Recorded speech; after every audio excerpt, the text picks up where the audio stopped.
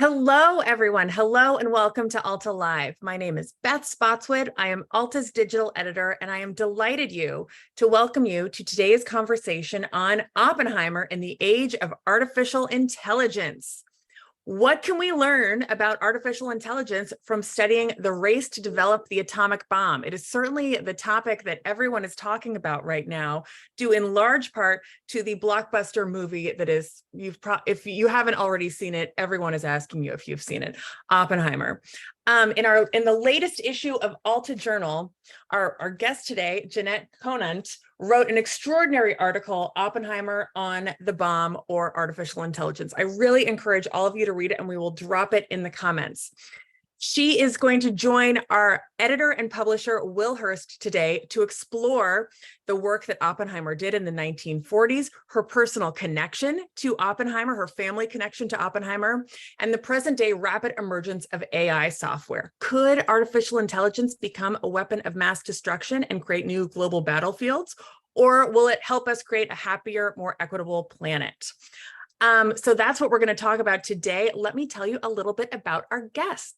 Jenny is the granddaughter of James B. Conant, former president of Harvard and the key scientific advisor on the Manhattan Project. He oversaw the development of the atomic bomb and its deployment against Japan. Along with Oppenheimer, he later led the opposition to the development of the hydrogen bomb. She is the author of 6 books, including 109 East Palace, Robert Oppenheimer and the Secret City of Los Alamos, and her upcoming book, Fierce Ambition, The Life and Legend of War Correspondent Maggie Higgins, will be released October 31st of this year. She will be in conversation with Will Hearst. Will is the editor and publisher of Alta Journal, which he founded in 2017. He's the board chair of Hearst, one of the nation's largest diversified media and information companies, and the grandson of former company founder William Randolph Hearst. He is also, and this is my time I do my Alta Journal pitch, as I mentioned, the founder of Alta Journal. If you are unfamiliar with us, we are an award-winning quarterly magazine and website focused on California and the West. If you like our articles, if you like the kind of conversations we're hosting here today, I hope you will check us out at altaonline.com and consider joining us as a member, either getting the print subscription, 4 issues a year. That's $50. Right now you get a ball cap, our book guide, our guide to California bookstores or California and the West bookstores, as well as 4 issues of Alta. We host weekly events like Alta Live, as well as our California Book Club. So altaonline.com, please do check us out. There's a Q&A button at the bottom of the screen to ask questions of our guests today. This interview will be recorded and posted to altaonline.com later this afternoon. There is also a chat. Ask questions, and please do let us know where you're zooming in from today.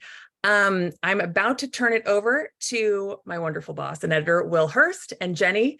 I'm in Novato, California, so please do let us know where the rest of you are. Take it away, Will. Okay, thanks, Beth.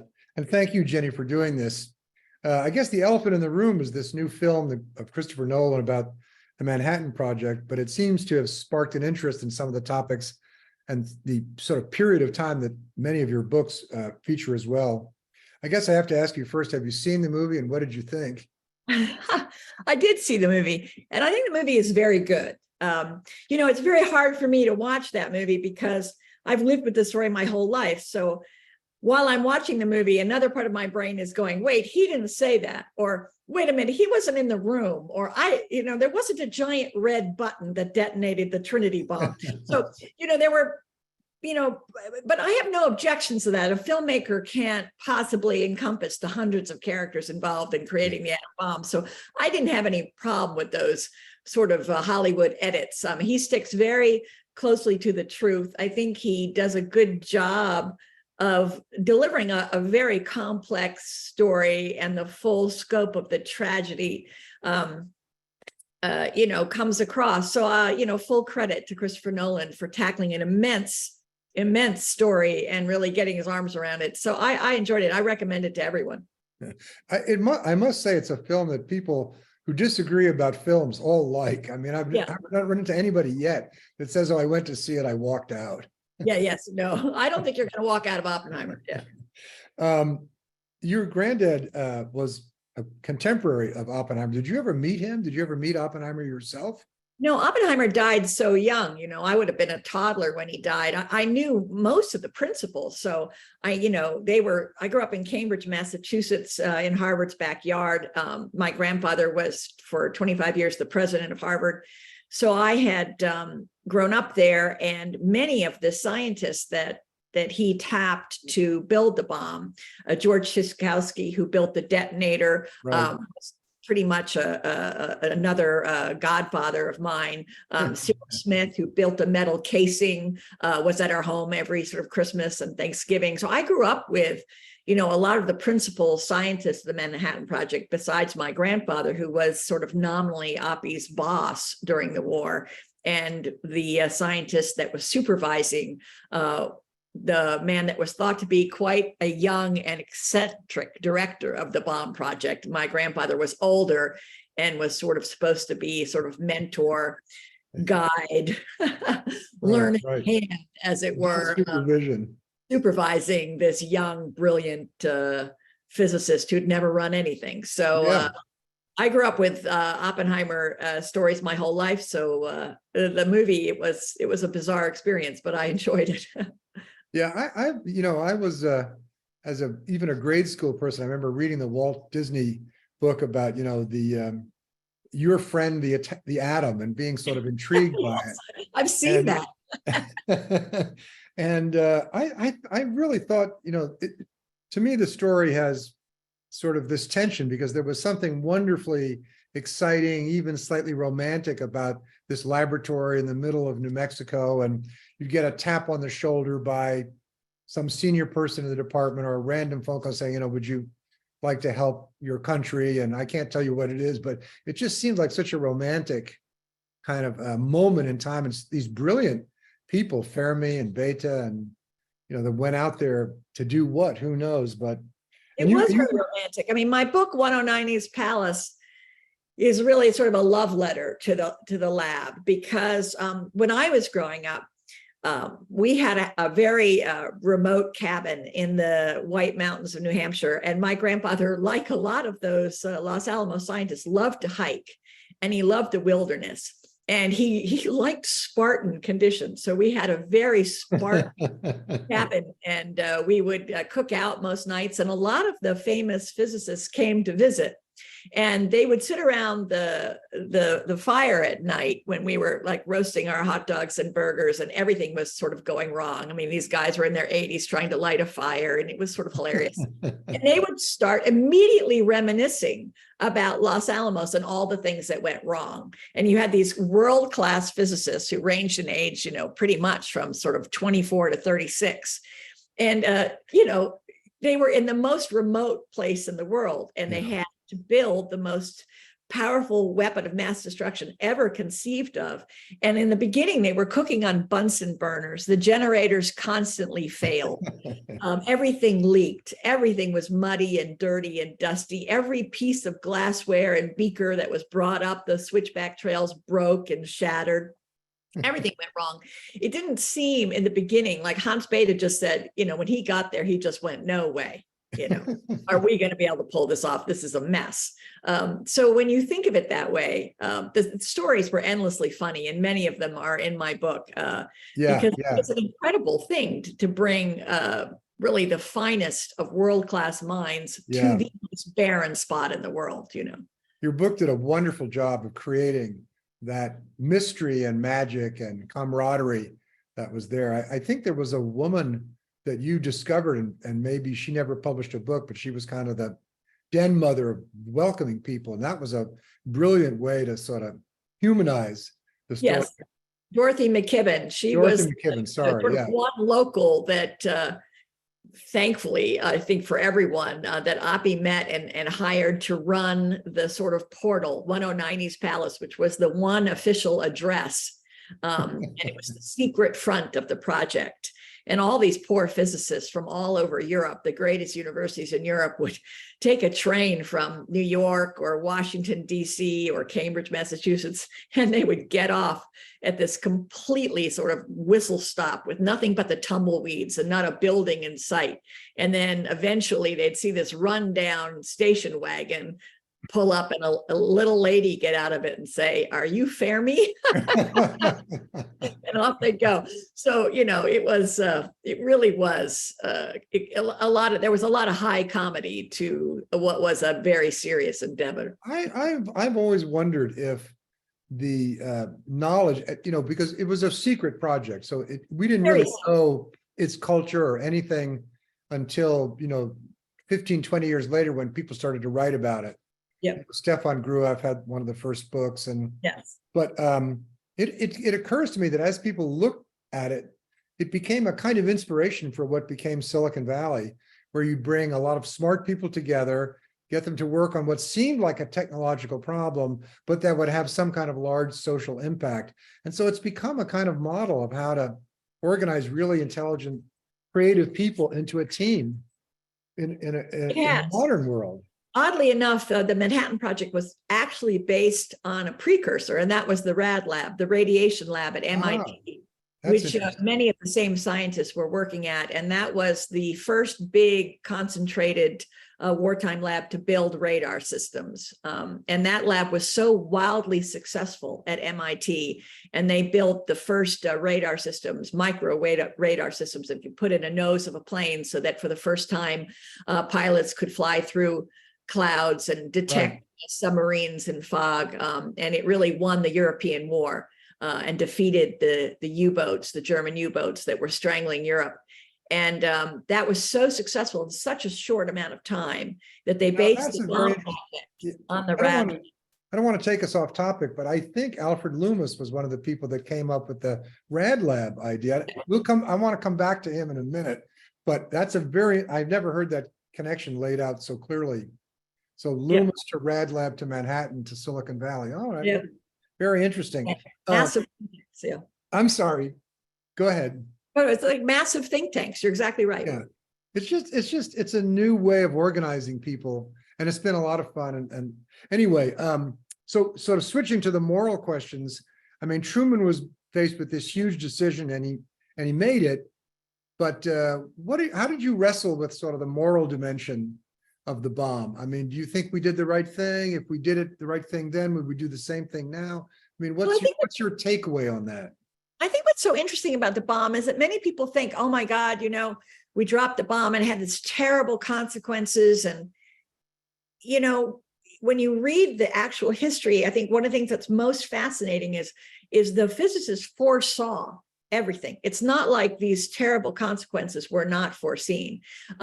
When Niels Bohr came to the lab in the Christmas of 44 and all spring of 45, before the Trinity test was a success, and before they knew that the thing actually worked, they were wrestling with what they saw as possibly the very dire consequences of this invention, the gadget, this terrible weapon that they were working on.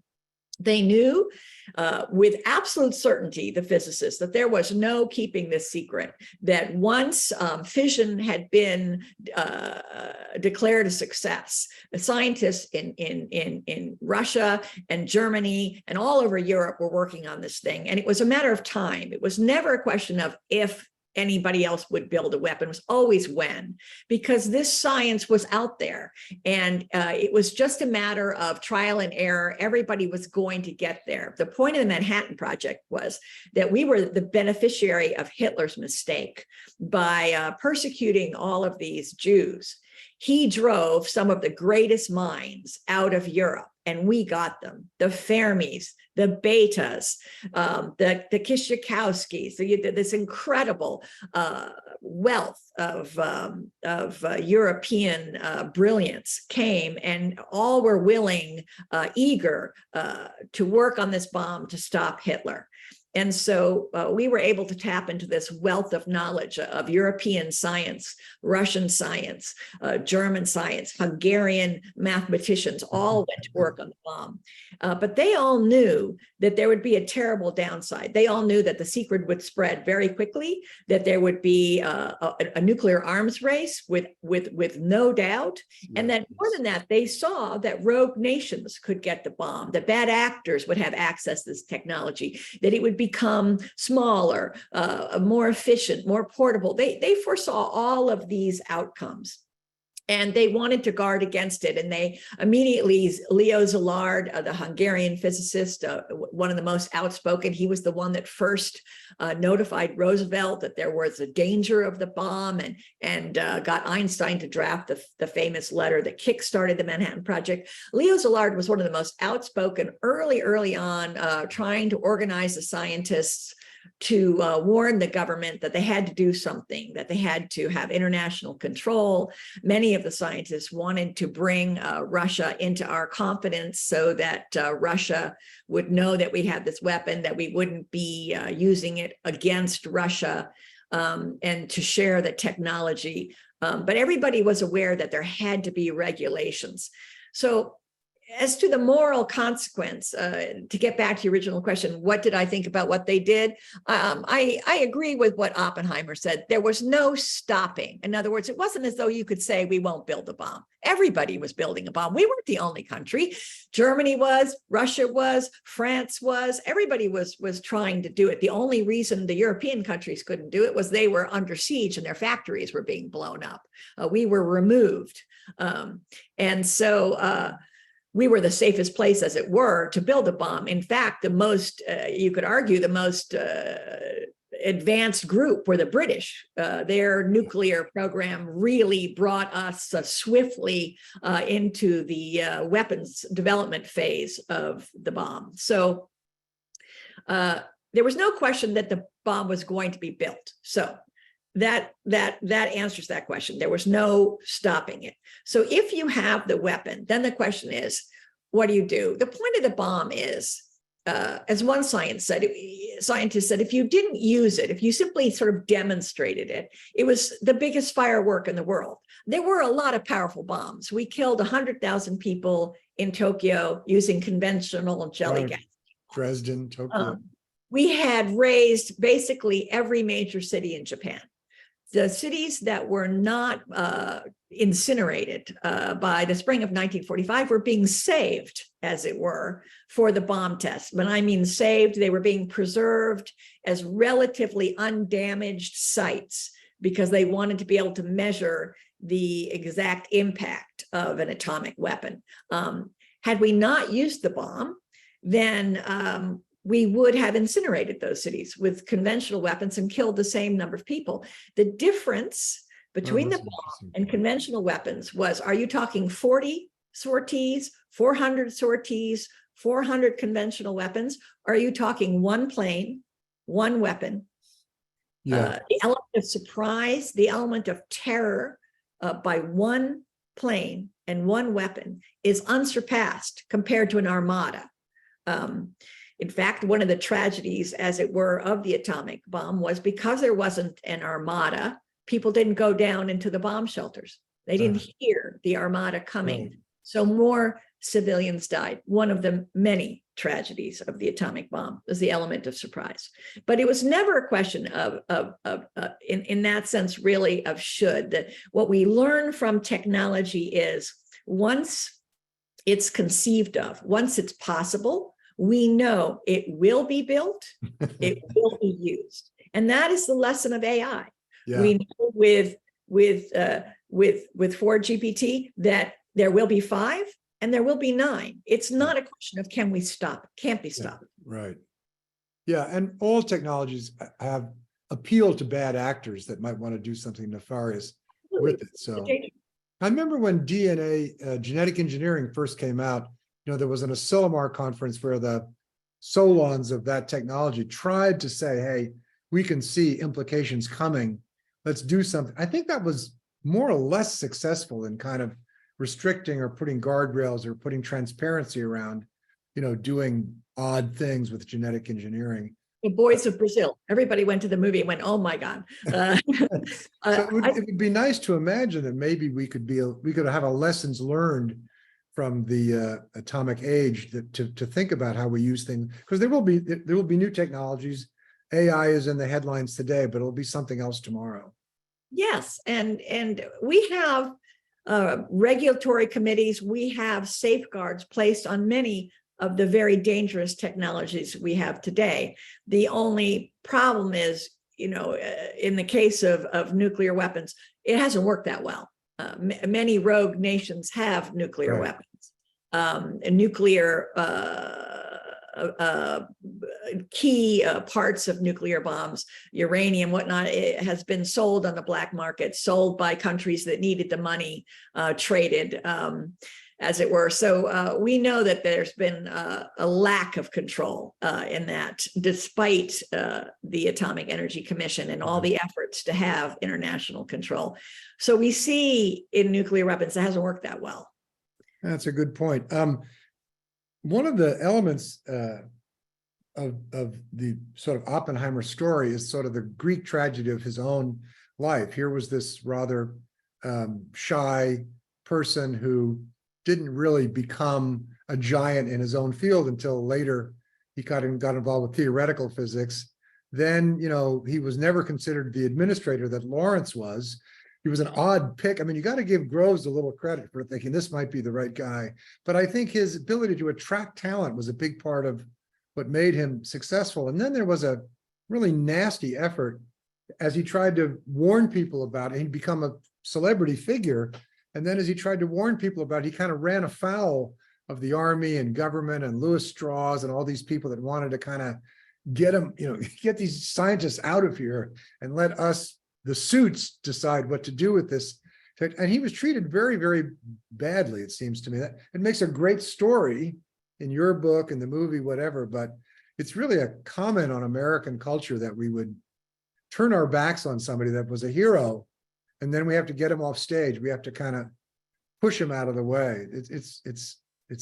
Makes a good yarn. I can see why an author would be attracted to the story, but it's a shameful way that he was treated, I think. It was, he was a very imperfect person. And what most people don't realize is there were more grown-up, rounded, obvious men to lead the project.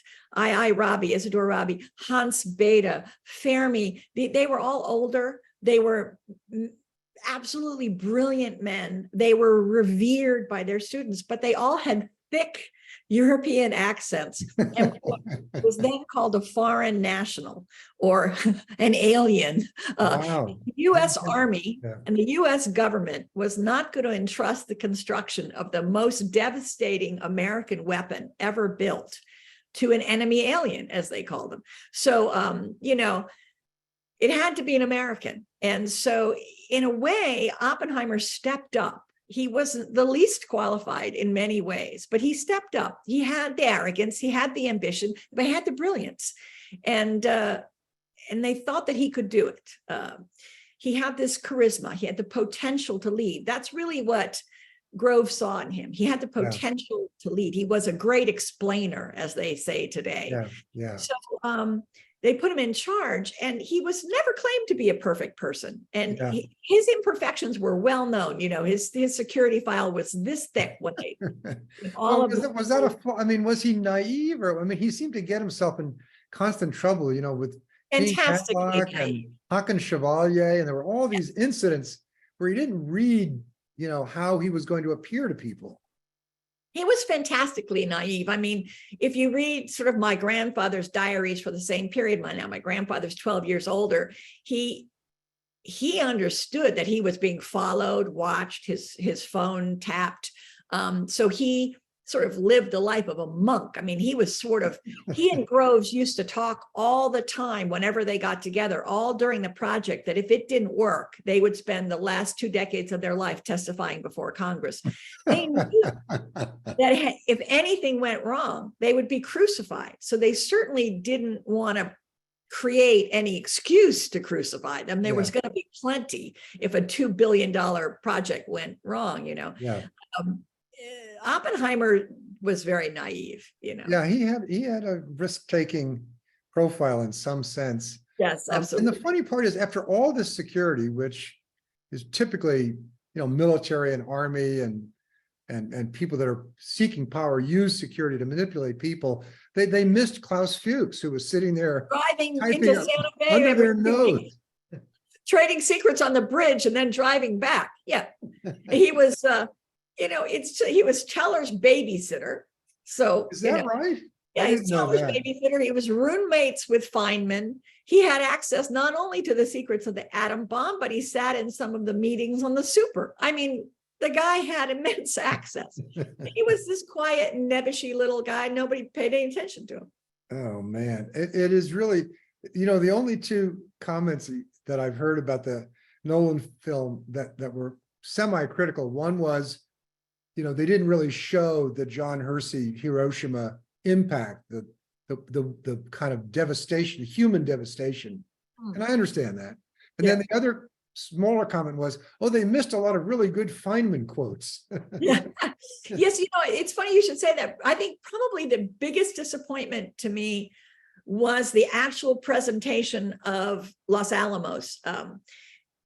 Other than the little minute, they spend telling you they're going to put it on this remote mountaintop, there's no real time spent creating the sense of the community, the Western saloon town, as it were, that they created up there, with the barbed wire and the security. They don't really spend any time of that in the movie. There's a few throwaway comments that I think are too quick for people to get. One of the greatest characters in this community was young Richard Feynman, 22 years old, who was a real troublemaker, a genius. Groves wanted to get him fired every month. And he spent all of his time trying to defy the security and drive them mad, by walking out the back through a place where the Indians had cut through the barbed wire, then presenting himself through the front over and over again, driving the security people crazy, and all kinds of stunts like that to entertain himself. There wasn't much to do there besides physics. And all of that is out of the movie, but Nolan had a lot to cover, so I don't criticize. Peace. Yeah, I don't. It's on balance a wonderful film. Let's talk about you and writing a little bit. I mean, one of your first books was the Alfred Loomis book, which was a real discovery, and I thought that was a very clever writer's project to find this wonderful character. I mean, he was less of a celebrity, so maybe people didn't know, the Tuxedo Park story, but it was a really good discovery. Now, you were a journalist before you were a book writer, and I thought that was a wonderful book.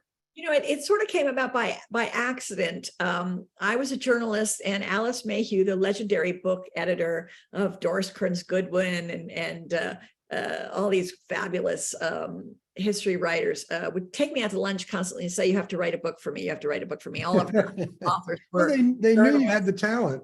And she was constantly pitching, do Roosevelt, do Truman. And I was a very young journalist at that time. And I thought, well, gosh, presidential biographer, I don't know. And then she kept bugging me. And then one day at lunch, she said, well, do you want to write a book? And I said, well, what I really want to write about is this really strange story. Because I had this great uncle that killed himself. And I'd always been told that when he killed himself, he'd written this short story about the bomb, because he had access to all of this secret technology. He'd been working in a billionaire secret laboratory at Tuxedo Park with all these great scientists that came over from Europe, they then all worked on the radar lab. And the radar lab became a model for the Manhattan Project. And they hired many of the scientists, and they all, hung up their lab coats and disappeared into the desert in New Mexico and built the bomb. And I said, I don't know if it's true or not, but I think it's this amazing story. And it starts with my uncle's suicide. And I said, I can't shake it. I'm just so obsessed with this childhood story. And I have to explore it. And I may write it as a novel, or I might write it as fiction. And Alice Mayhew just slammed the table. She went, sold. I had sold a nonfiction book. I didn't even know if the story was true. But I went to work on it, and turned out to be a hell of a story about Alfred. Very beautifully done. And I interviewed Tom Wolfe many years ago and got to know Scott Berg a little bit, and interviewed John McPhee. And you remind me of them because your books have a fiction quality. There's an arc of a story, there's characters, there's language that you associate with fiction, but you must have done intensive reporting on your books, because there's a level of detail that's historically accurate, and yet it just flows like a novel. Yes, I think that's what we do. I think we write them as a novel. I mean, these chapters of history are novelistic anyway. I mean, and then you just immerse yourself in the reporting and the research because it's the detail that's so amazing. You don't need to make it up because the details are so riveting and so amazing. And as I say in Tuxedo Park, I mean, that story really is stranger than fiction. So, and that's what I love. I love the details. I mean, because so much of what happens is so extraordinary, particularly in wartime. Yeah. Well, that seems to be your period. I mean, you've done a lot of things in and around there, and I like it too. So I'm a natural fan. I guess I have to ask you before, I'm looking at the clock a little bit. Can you talk a little bit about your next book or your next project? Do you want to give us a little tease? My next project is about a California girl, UC Berkeley graduate. She grew up in Oakland. Her name was Maggie Higgins. And she was unbelievably beautiful, unbelievably ambitious young woman who wanted to be a reporter. And she landed in New York and she got a job on the New York Herald Tribune. But what she really wanted to be was a Hemingway war correspondent. At that time, that profession was closed to women. It was really only for men. But she spoke French. She was half French, and she lobbied relentlessly to be sent to war during World War II. And she succeeded. And she made it there just a few months before the war ended. But in typical Maggie Higgins style, she made a huge splash by racing ahead of the Third Army with another young reporter in a Jeep and being there when they opened the gates of Dachau. So she went to the camp telling them all, "Du bist frei, you are free," and wrote the story that made her an international sensation overnight. And she went on to one triumph after another. She covered the Berlin airlift, and she won a Pulitzer, the first woman to ever win a Pulitzer for combat reporting, covering the Korean War in 1951. To give you an idea of how far she was ahead of her time, another woman doesn't win a comparable award for 30 years. And they've been covering South America, skirmishes in South America. So she was quite extraordinary. And Life magazine did a huge feature story on her in 1951, saying that Maggie Higgins is fighting a war on 3 fronts to prove that women are as good as men, that women have a right to be at the front, and that sex has nothing to do with it. And I think by sex there, they meant both her gender and her love life, because the latter was infamous. Yeah. So it's a lot of fun. So how did you find that story? I mean, I don't know that name. A lot of the people, I would go on these book tours and everybody would say to me, "You always write about men. You always write about men." Oh, I see. And so I thought, oh gosh, I'm very hashtag only men, because the war books tend to be about men. Though to be fair, 109 East Palace, there is a major character that is a woman. Yeah. But anyway. Well, there was Martha Gellhorn. There were a few other people, but yeah, there were. So but I didn't know your character, so I thought there must be. And I knew that if you took this on, there'd be a level of detail and sort of crackling character and story that.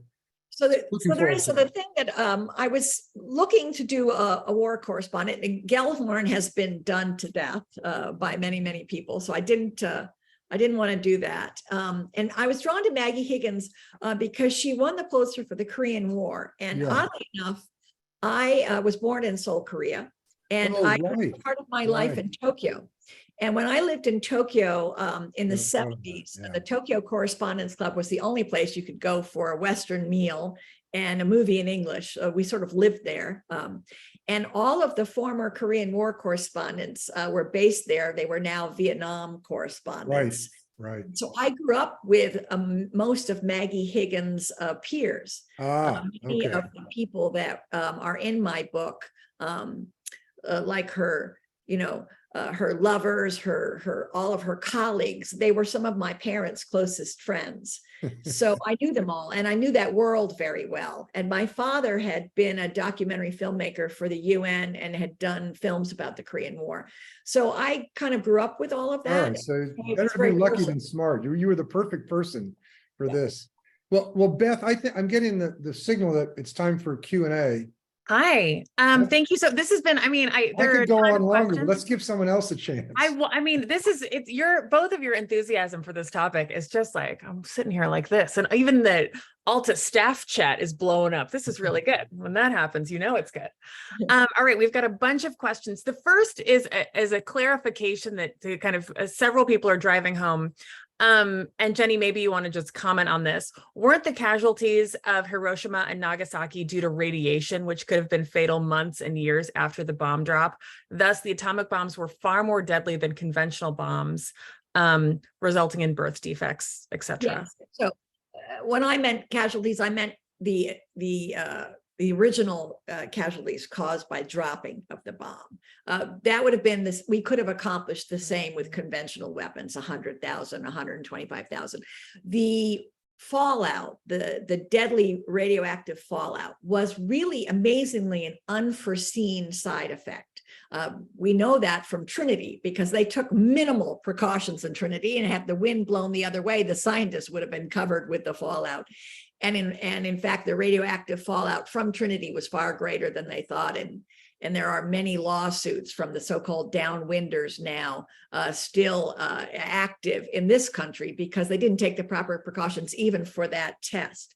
But yes, that is correct. So the radioactive fallout was far greater than they ever imagined. It was an unforeseen consequence, and many, many more thousands died in the days, weeks, and months that followed, and horrible, tragic, agonizing deaths at that. And that was a part of the terrible burden of guilt and horror that Oppenheimer carried with him into the 50s, post-war period. Sandra kind of touches on what you said. Did they understand the effects of the fallout from the test in New Mexico? You know, you have to understand that they were so focused on building this weapon. Anybody who's been involved in any kind of project like this, minimal time at that point was spent on side effects. Were they aware that there would be some? Yes, but they took minimal precautions. I mean, my grandfather and Oppenheimer and Gross, they were not far from ground zero. They were out of the blast site. But as I said, it was a very stormy, windy night the night before the test. Had the winds changed, it could have all blown back on them. They were not, in short, adequately informed about the danger of radiation poisoning and the fallout. No. Michelle Willens asks an interesting question. Well, do you know Michelle? University of California schools, Berkeley mostly, have run a lab. Former Governor Jerry Brown tried to get the UC Regents to get out of the nuke business, but they never have. Are we better with educators rather than the military in charge? It's a great question, and it's too late. That ship sailed. The scientists and the educators, because of both the two men who ran the Manhattan Project, the larger Manhattan Project, were educators, James B. Conant and Vannevar Bush. Bush was a former head of MIT. They and the scientists, who are all academics in their own right, believed that they were the best people to determine what to do with the bomb, how to handle the bomb, and particularly how to handle the post-war nuclear period. But the military paid for the bomb, as the US government and the military paid for the bomb, and they took possession of it the minute it was completed. And really, after that, the scientists were barely consulted. The military was in control and the government was in control. And that was really, in some ways, the tragedy of Oppenheimer and the larger community of Los Alamos scientists. They thought they would have a say, and the minute that weapon was completed, they had next to no say. I want to dive into AI a little bit. Actually, quick question. Frank Oppenheimer was the key to the creation of the Exploratorium in San Francisco. Jenny or Will, do you know anything about this? Was this his ambition, or was he separated from the defense industry?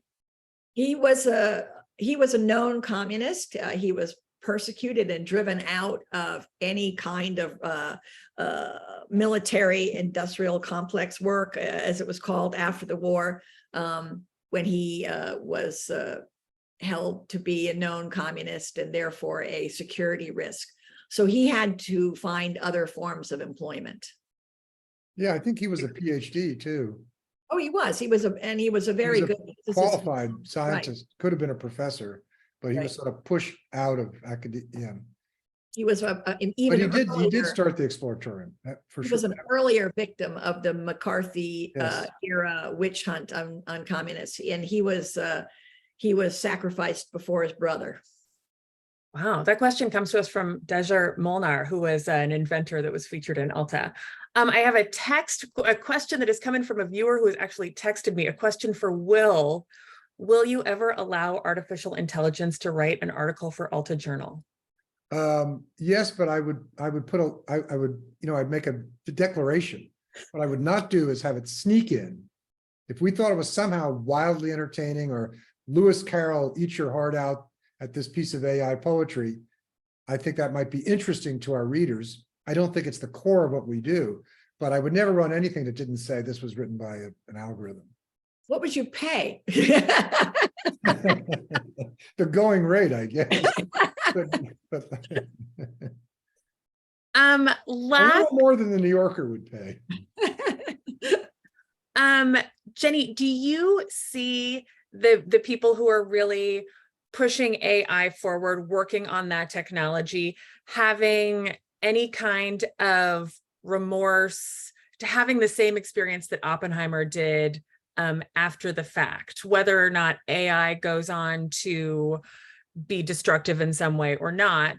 Do you think that we in our present day culture are capable of that kind of introspection, of regret? Sam Altman has a great line on that. You know, he said when they were asking him about sort of GP9 and what happens, you know, in the super future of super intelligent computers and AI, and he said, you know, Americans have very bad intuition when it comes to the future. And I think that he says it wasn't part of our DNA when they designed us. You know, we can't really imagine the future, either the good or the bad, adequately. I think that's true. You know, since I wrote my piece, Altman and the leaders of AI have come up with this sort of statement that they are, you know, they want to mitigate the risks of extinction, so that they're dedicating themselves to some form of regulation. It's great to say that. It was one sentence. It was 22 words, I think. Nobody knows what that means. I mean, trying to regulate something like AI is going to be immensely difficult. How you enforce that regulation, nobody can even figure out what that looks like. The commitment seems pretty wishy-washy to me at this point. But at least I will say this about Sam Altman and some of the other leaders of AI. They are out there. They are making themselves accessible. They are giving interviews. I mean, Altman could be very remote if he wanted to, but he's not. He's engaging. He's out there. He's in a dialogue. He's in a rough and tumble dialogue with Musk, who is calling for greater regulation and is very critical of AI as a possible sort of doomsday element to it.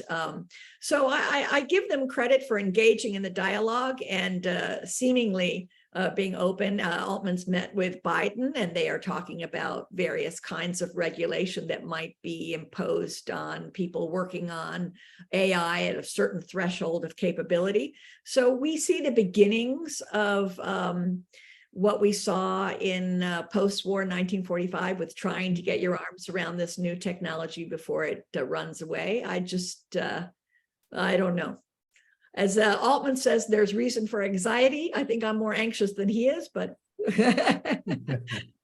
Well, on that note, everyone, we have run so far over because this is just fascinating. Jenny, thank you so much for taking the time to join Alta, to join Will. It is so exciting to get a writer who is so talented and also so fun to speak to. So thank you both for doing that. Folks, before you leave, I want to remind you, you're going to get an email this afternoon with links to read Jenny's article in Alta, buy her upcoming new book, check out her book on Oppenheimer, subscribe to Alta. I'd like to invite you to next week's Alta Live. We're going to welcome Gary Camilla, who has done a 5-part Alta series for us on urban camping in San Francisco.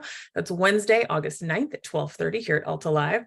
And with that, again, thank you both so much for a really engaging conversation. It was great. Thanks, Ben. Good to see you, Jenny. Good to see you, Will.